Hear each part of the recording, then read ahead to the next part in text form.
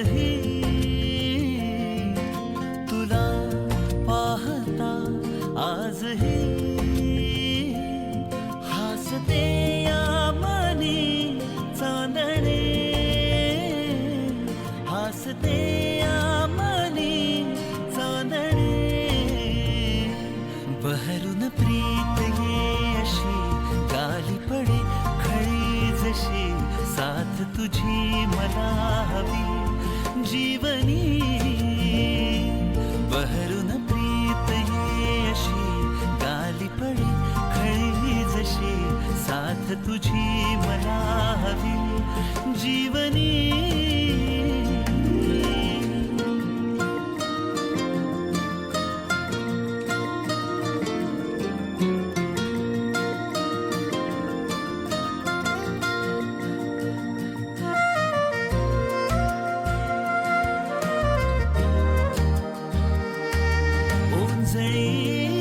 तुनी भरुनी जो आणतो सुख नवे पाऊस तो पहिला ओळखीतल्या वाटती बरसत्या सरी नव्या स्पर्श तुझा होता जरा जरा लाजरे तुझ्या सवे साजरे ऋतूंचे खरे सोहळे ऋतूंचे खरे सोहळे बहरून प्रीत ये अशी गाली पडे खळी जशी साथ तुझी मला हवी जीवनी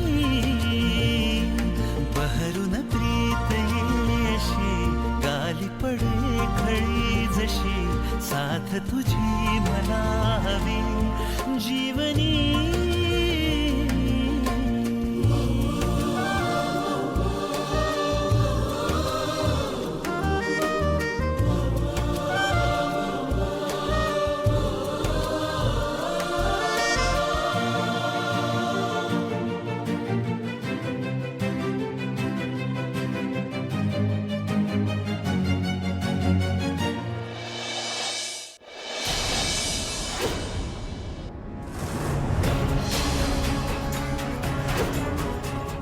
सावी, आजचा हा दिवस खूप मजेत घालवलायस ना तू. मग तुझ्या या आनंदाच्या दिवसाचा रडवणारा शेवट करायला आली आहे मी. तयार राहा.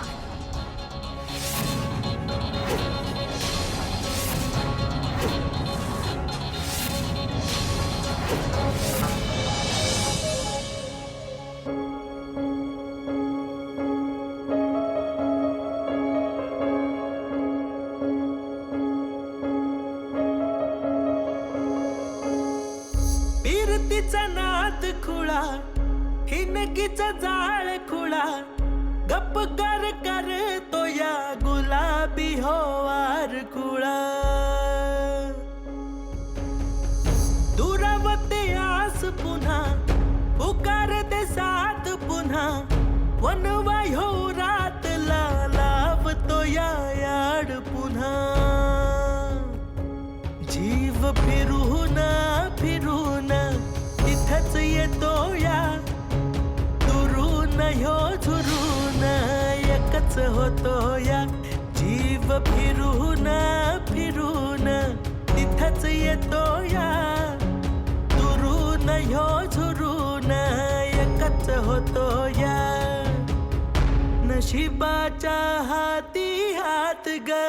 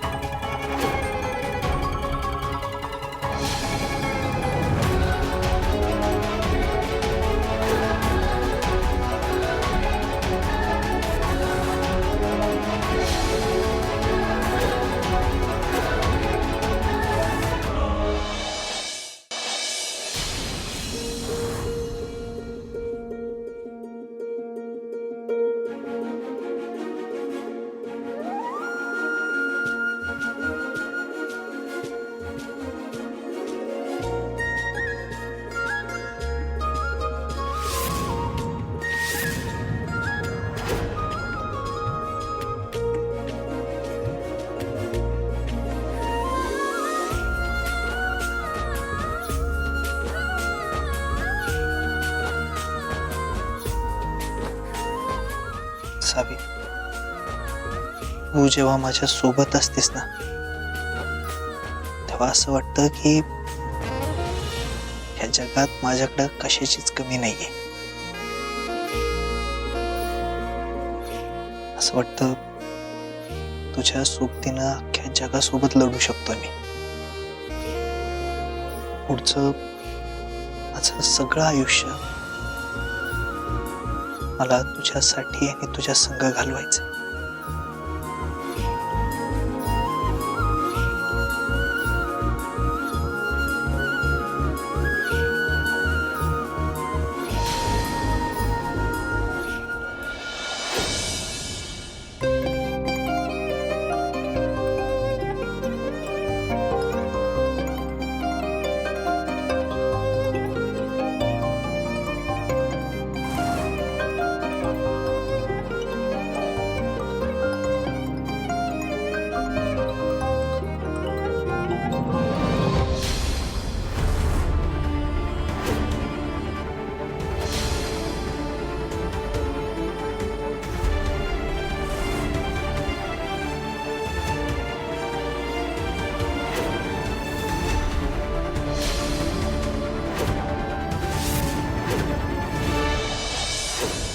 माझ्या मूर्खपणामुळं आपल्या आयुष्यातले लय महत्वाचे क्षण वाया घालवलेत मी. पण आता नाही. आता आपल्यातलं प्रत्येक अंतर मिटवून टाकायचंय मला.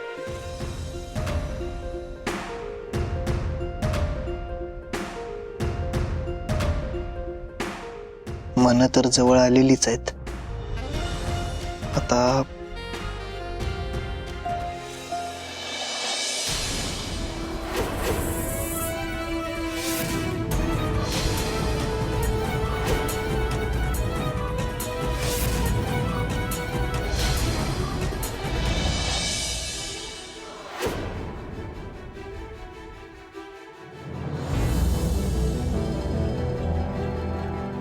सावी, काय झालं?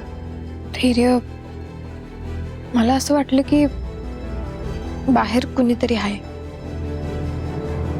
आता इथं कशाला कोणी येईल? भास झाला असेल तुला. नाही धैर्य, मला खरंच असं वाटलं की कोणीतरी आहे बाहेर. बरं ठीक आहे, मी बघतो.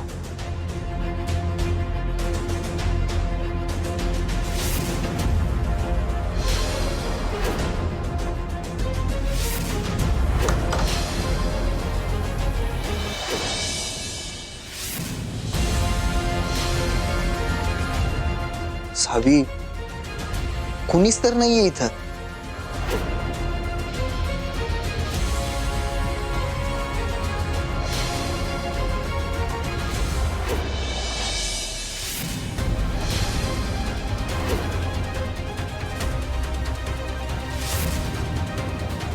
सावी, तुझ्या सुखाच्या संसाराला इरा नावाचं ग्रहण लागलंय.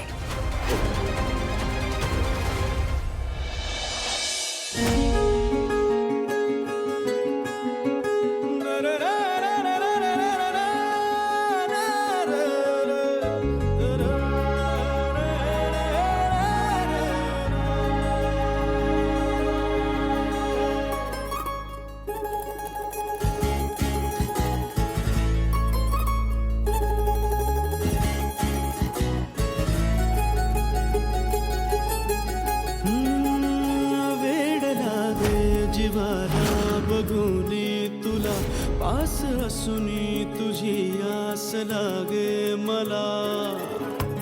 हो वेड लागे जीवाला बघूनी तुला पास असूनी तुझी आस लागे मला.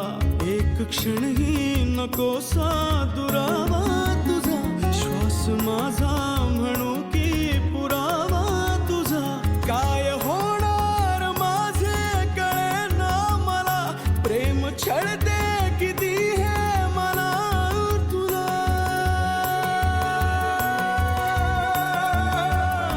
जीव पिसाटला पिसाटला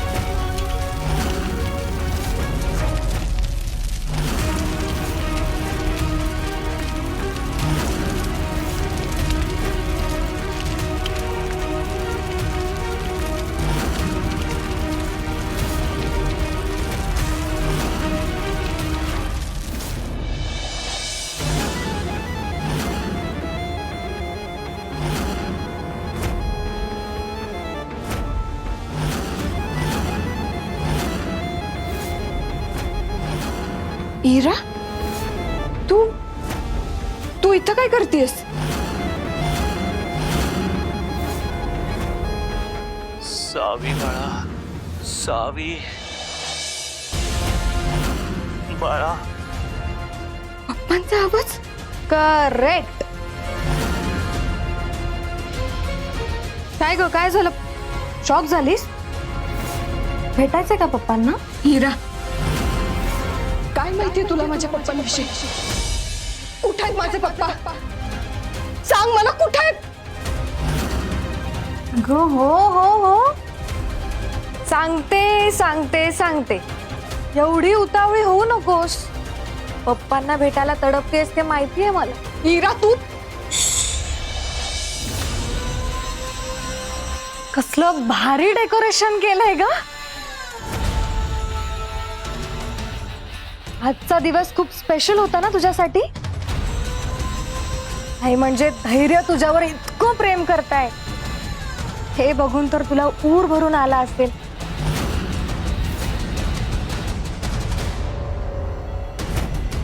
खूप स्पेशल फील झालं असेल ना तुला. इरा, उगाच नको तिथं लक्ष देण्याची गरज नाहीये तुला. तुझ्या लिमिट मध्ये राहा, कळलं ना? तुला माझ्या पप्पांविषयी काय माहितीये? सांग मला पटकन.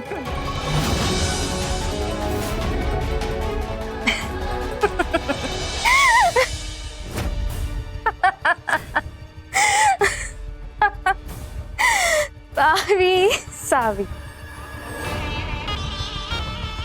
इरा, मी काय विचारतेय तुला? तुला काय माहितीये माझ्या पप्पांविषयी? अगं हो हो, जरा थांब. मी जसं धैर्यांसाठी तडफडतीये ना, तसं तडफड ना जरा तुझ्या पप्पांसाठी. तुझी नाटकी बंद करा. तुझ्या या नाटकांना भुलणार नाहीये मी. सांग मला, कुठे आहेत माझे पप्पा?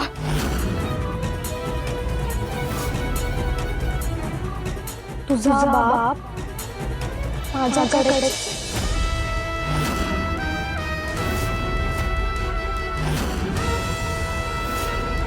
काय? तुझ्याकडं? नाही नाही, हे शक्य नाहीये. असं होऊच शकत नाही. नाही, असं नाही होऊ शकत. खोटं बोलतेस तू. तुझ्यासारखी खोटारडी नाहीये मी. तुझा बाप जर माझ्या ताब्यात आहे तर आहे. तुझ्या बाबाच्या डाव्या पायावर तीळ आहे. खोटं बोलतेस तू. तुझ्या या बोलण्याच्या जाळ्यात मी अडकणार नाहीये. सावी, कसली मूर्ख मुलगी आहेस ग तू. नाही म्हणजे एवढी वर्ष झाले तुला सगळे सांगत होते तुझा बाप मेलाय, तुझा बाप मेलाय, तरी बापाला शोधत होती. बाप मिळत नव्हता म्हणून रडारड करत होतीस.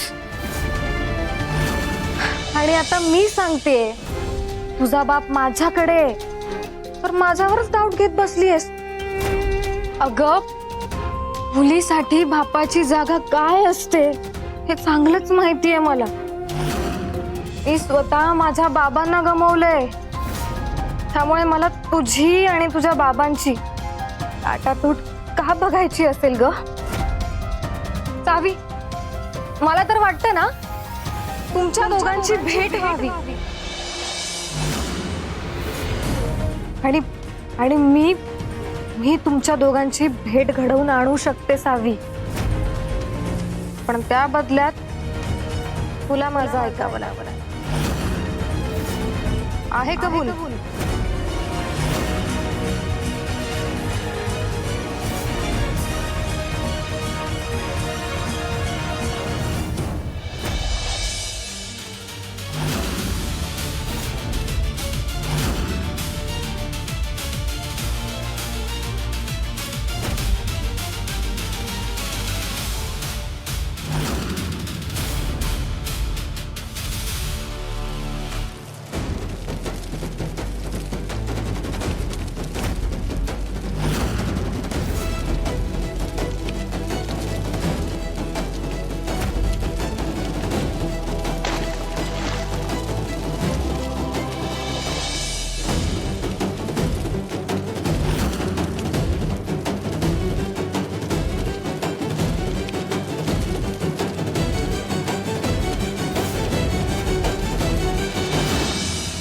मुजुमदारांनी आपल्या नवीन सुनेला आनंदाने स्वीकारले, पण तीच सून या घराचा काळ बनून आलीये.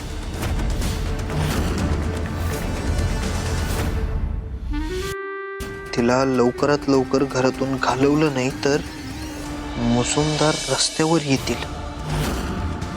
तुमचा शुभचिंतक.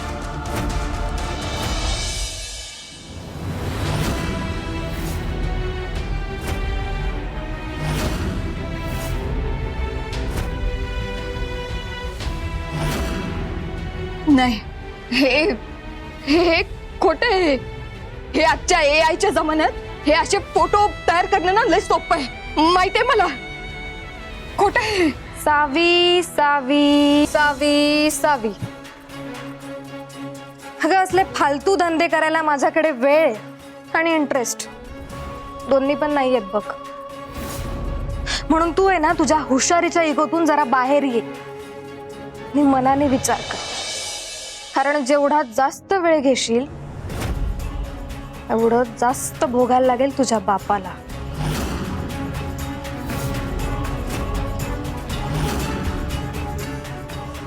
आणि हो, तुला नसेल ग, पण मला मला तुझ्या बाबांची खूप काळजी आहे. म्हणून हे बघ,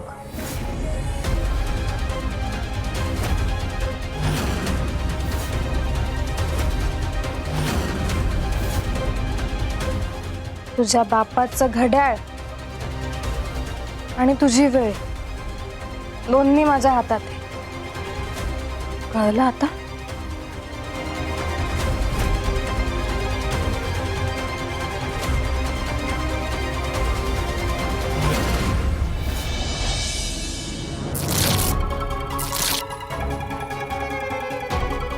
हे सगळं ना कोणीतरी मुद्दाम करतंय. आणि ज्यानं कोण हे केलंय ना त्याला असं वाटतंय की आपल्या घरात वाद पेटावेत.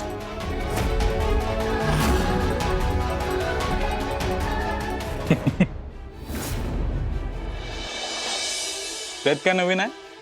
जेव्हापासून ती सावी लग्न करून या घरात आली आहे ना तेव्हापासून घरात वादच चालू आहेत. आपलं घर पेटलेलंच आहे. पण तुला काय, तू तिच्या प्रेमात आहेस ना? नाही, अख्खं घर जळून खाक झालं ना तरी चालेल, पण तुम्ही दोघं आनंदात राहिलं पाहिजे. भास्कर,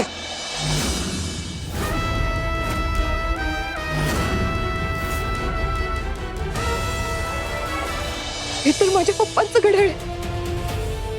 भाऊनी पप्पांना दिलं होतं. हे तुझ्याकडे कसं आलं? इरा, इरा प्लीज सांग ना, कुठे आहेत माझे पप्पा? सांग ना. हे बघ, आपले जे काय वाद आहेत ते तुझ्यात आणि माझ्यात आहेत ना. तू पप्पांना कशाला मध्ये आणते माझं? अगं सावी, हुशार हुशार म्हणत अख्खं कोल्हापूर तुला डोक्यावर बसवतं, पण एक नंबरची मूर्ख मुलगी आहेस तू. का ठेवून घेतलं असेल मी तुझ्या बापाला? कारण तुझा बदला घ्यायला.